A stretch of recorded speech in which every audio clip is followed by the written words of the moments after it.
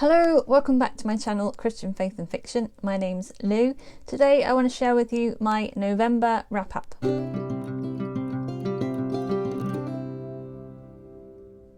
I like to keep a record of the books that I've been reading and record them as I'm going.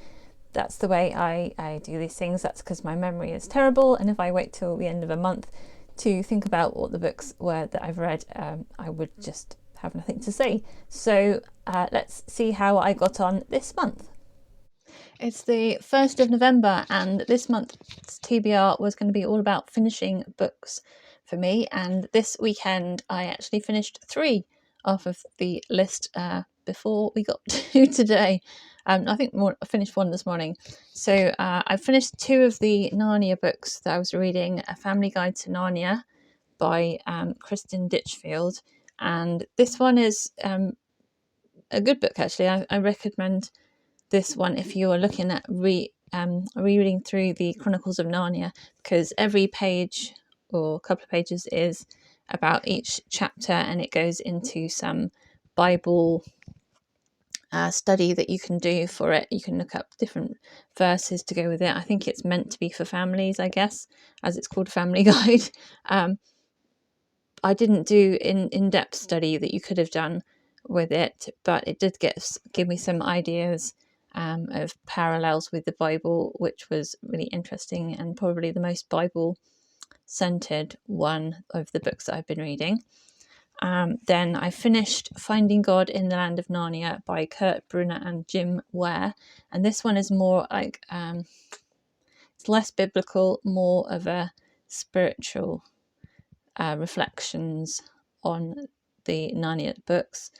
It does have Christian content to it, but they kind of retell parts of the stories and then give their thoughts on it in a more inspirational kind of way.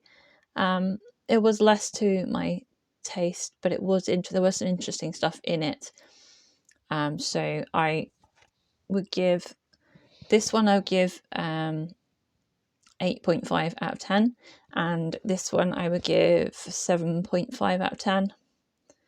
So they probably end up with like both being 4 on Goodreads. And then I finished A Portrait of Loyalty by Roseanna M. White, which is the 3rd book in her Codebreaker series, and I have given every book in this series 10 out of 10, and this one is the same. In fact, I think this one is probably my favourite of the 3. It was really, really great story. It's this historical romance with suspense. So it's First World War historical romance, and has a side plot at the beginning of suspense which grows throughout the whole of the book, so that it becomes more of a stronger plot towards the end. And it follows 2 characters. The main characters are Lily, who is a photographer who works for the Codebreakers department, looking at putting out fake news to con people abroad, and Zivon, who is a Russian cryptographer who has come over to England to escape from the Bolsheviks, and he has problems with people not trusting him, not knowing what side he's really on. And there's a kind of undercurrent story that follows him and some other people from his past. I don't want to say too much, but it was a really fantastic book. I loved the romance, I loved the suspense but part of the story. I love the characters, how kind of individual and quirky they were. That it's really interesting to see through their perspectives, both of them, and the family dynamics as well. Really great, and the overall kind of drama of being part of the First World War also really added to the story. So this is a series that is going into my favourite, definitely my favourite historical fiction books category, and definitely something I would reread at some point in the future, the whole series. And I want to read the next books by Roseanna M. White, which is a new series that's come out this year, I think, and the next one comes out next year.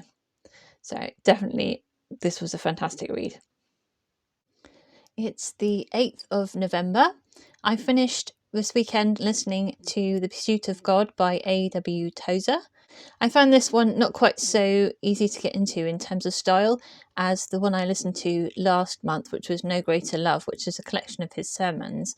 This one was a little bit more philosophical in style, but the substance was great. I found it very encouraging and challenging. The biggest takeaway that I took from it was to remember to pursue God for who he is and not just for what he can do for me, not just to spend time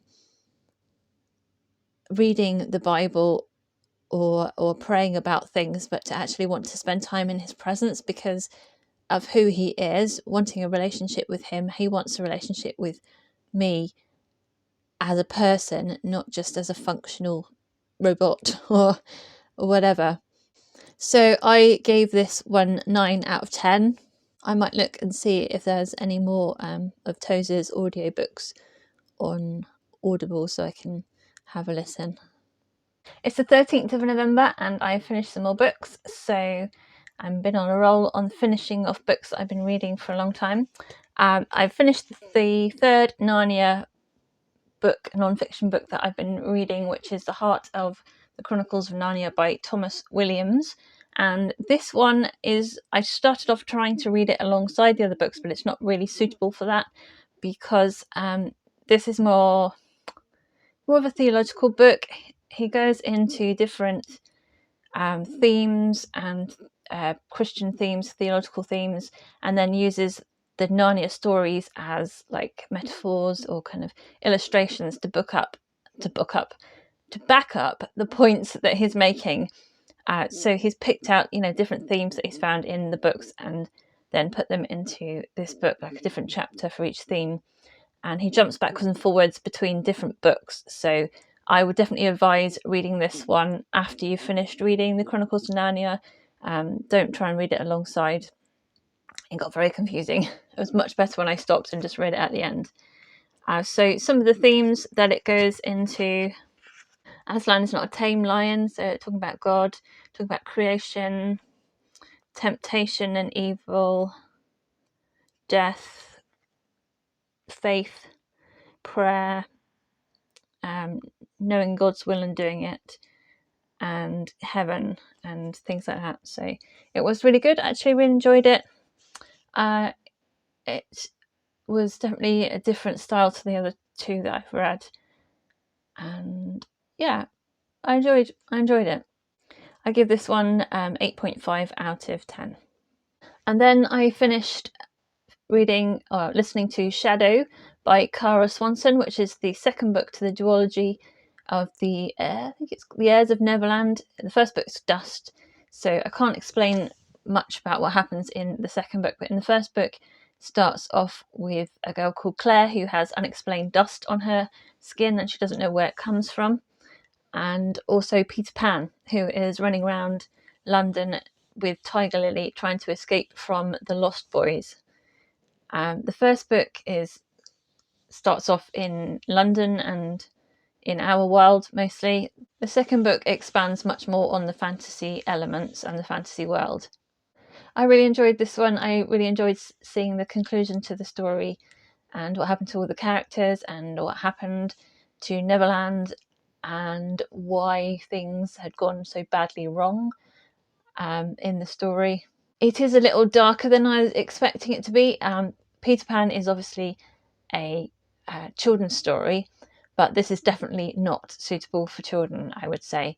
It's not something they would be interested in either, because there's a certain amount of romance in there as well. There's also, it's a lot more scary than the original. I would say it's darker, but not in the sense of like what you would normally call dark fantasy. There's more going on in the darkness in the world and what's going wrong in the world, but also the characters themselves are dealing with things like kind of mental health things, I guess, their own problems inside themselves. So it's definitely more of a grown-up version of Peter Pan than the original. I enjoyed all the twists and turns. There's a lot of adventure. I guess you could say there's some suspense involved in there. I did get a little bit confused at times, so that's why I'm going to give it 9.5 out of 10 instead of 10 out of 10. But I really did enjoy it, and I would read this fantasy duology again. And then I finished Bookshop by the Sea by Denise Hunter. This is a contemporary romance story. It's a light, sweet romance. It's not particularly heavy. It follows two characters, one called Sophie, who is trying to set up a bookshop, and then she is at her sister's wedding right at the beginning in the first chapter, and her ex-boyfriend turns up. Well, he's invited. He's one of the guests, and sparks kind of fly, and things go on from there, really. And Aidan is the guy, and he is a parachute jumper, I think. He's a kind of adrenaline junkie. So I gave this one 8.5 out of 10. There are a couple of tropes in there in the middle that they're not my favourite ones, but I enjoyed the book, and it was a light, fun romance. So then I've almost finished all of the books that I've started. I've just got one more non-fiction book that I'm reading throughout November. So I allowed myself now to start on my Christmas TBR, and I read Christmas at the Circus by Joanne Bischof. I don't know how to pronounce that. And this is a short story that follows on from her novel The Lady in the Lionheart. And it was fun. It was nice to see the characters Charlie, Ella and Holland again and get a bit of their Christmas. It really reads more like an epilogue to the book rather than an independent short story. So I think you would want to read it. If you've read the book, you want to read the book first. So I just gave that one a 6.5, I think, out of 10. So 3 on Goodreads. It's the 24th of November, and yesterday I finished reading Authentically, Uniquely You by Joyce Meyer. Try and get that without being whited out. This is a Christian devotional book to do with being yourself, being freed up to be yourself, stopping you from feeling like you need to compare yourself with other people, being secure and confident in who you are as God created you to be. I enjoyed the book. I thought the style was easy to read.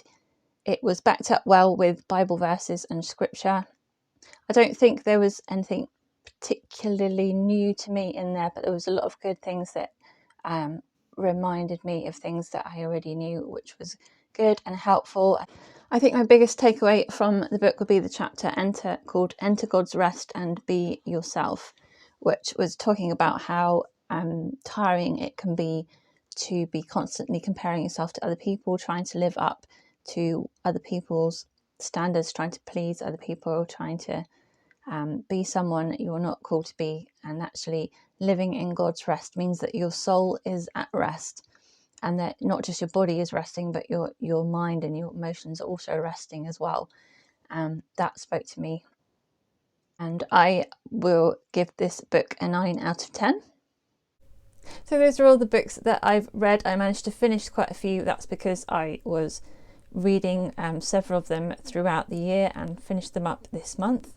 Let me know down in the comments the best book that you've read in the last month. And if you've read any of the books that I've been reading, let me know what you thought of those as well. I hope you had a really great month of reading, and I hope you had, for those of you in America and I think Canada have their Thanksgiving in November as well, I wish you joy with that one. I hope you had time to celebrate with your families. We're really looking forward to celebrating Christmas soon in next month, and I'm sure some of my videos will be more Christmas themed as we go on. So have a great reading week, and until next time, God bless. Bye.